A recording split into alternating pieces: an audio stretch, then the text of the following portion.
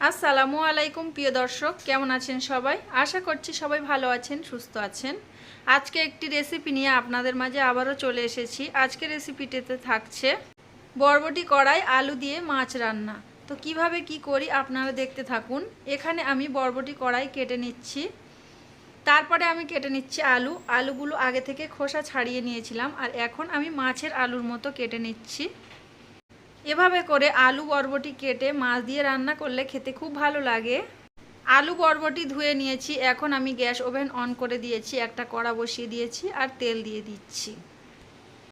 তেলটা হালকা গরম হয়ে গিয়েছে, এই পর্যায়ে আমি দিয়ে দিচ্ছি কেটে রাখা পেঁয়াজগুলো একটু নেড়ে চেড়ে এখন আমি এর মধ্যে দিয়ে দিচ্ছি আদা রসুন বাটা। এখানে আমি 1.5 চামচ আদা রসুন বাটা দিয়েছি, আর দিয়েছি 1.5 চামচ ঝাল, মানে 1 চামচ আর হাফ চামচ দিয়েছি। সাথে দিয়েছি 1 চামচ হলুদ গুঁড়ো।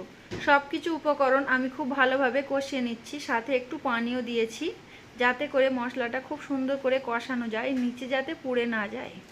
কষানো মশলার মধ্যে এখন আমি দিয়ে দিচ্ছি বরবটি কড়াই আলু দিয়ে আমি আবারও খুব ভালোভাবে সবজিগুলো কষিয়ে নেব।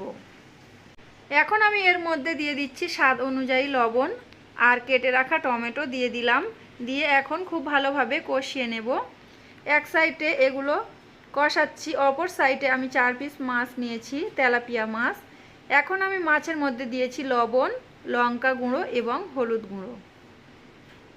মাছের মধ্যে মশলা মাখিয়ে নিয়েছি, আর এদিকে আমি সবজিটাকে আবারও একটু কষিয়ে নিচ্ছি যাতে করে পুড়ে না যায়। এখন আমি এর মধ্যে কোনো পানি অ্যাড করিনি, খুব ভালোভাবে এটা কষিয়ে নিচ্ছি।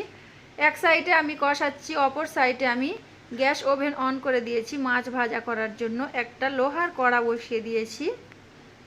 এই কড়াতে মাছ ভাজা করলে খুব ভালো মাছ ভাজা হয়, তার জন্য এই কড়াটায় বসিয়ে দিয়েছি। কড়ার মধ্যে দিয়ে দিয়েছি তেলটা গরম হয়ে গিয়েছে, এখন এর মধ্যে একটা একটা করে মাছ দিয়ে দিচ্ছি।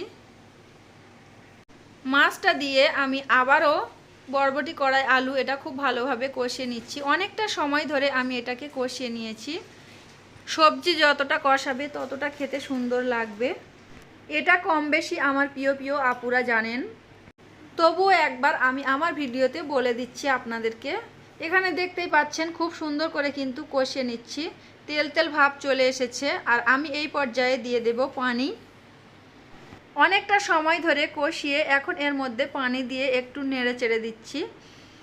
কড়া থেকে মশলাগুলো চারিদিকে ছড়িয়ে ছিটিয়ে আছে, সেগুলো একটু নেড়ে চেড়ে কড়ার মাঝখানে দিয়ে দিচ্ছি।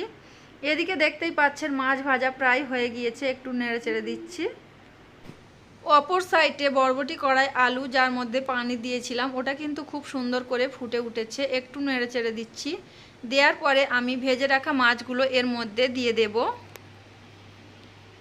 মাছগুলো দিয়ে আমি অনেকটা সময় ধরে এটা ফুটিয়ে নেব, কারণ মাছের টেস্ট তরকারির মধ্যে চলে যাবে তখন, তার জন্য।